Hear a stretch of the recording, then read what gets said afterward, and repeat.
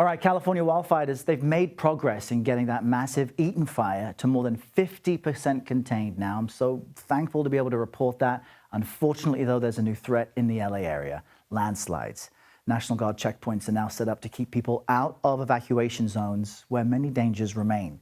CBS News correspondent Tom Hanson joins us live from Altadena, that neighborhood completely devastated. Tom, you're in an area that will just be ages before it can be rebuilt. Folks still trying to see what's left of their properties. What have you seen so far? Yeah, well, as these fires are, the containment is growing around these fires. Many people are still waiting to get back. They're anxiously awaiting to get back to see what's left. And I just want to give you guys a little bit of a sense of what we're seeing on the ground here. Just block after block of devastation exactly like this. We pulled up to what appears to be a home, although it's really impossible to distinguish between homes and businesses and what was standing before these catastrophic fires came into place. And so, the people here, they're in a sense of shock, but they are also anxious to just see if they can recover any precious items that they may have left behind.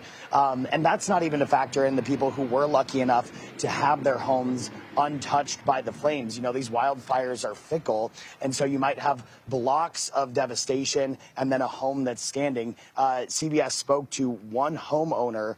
Here's what he had to say.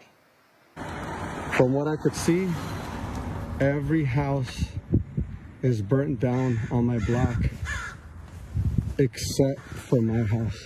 Oh my God. Everybody behind me. How is this? How could this even be true?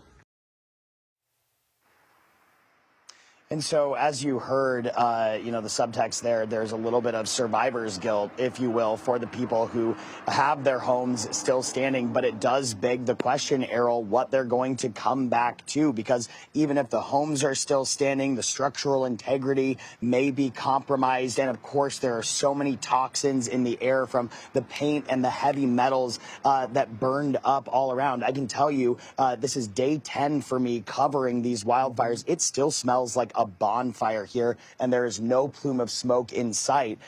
So, that should speak to the air quality concerns in the area as well. There's a lot of factors to consider for people who are returning to these disaster zones.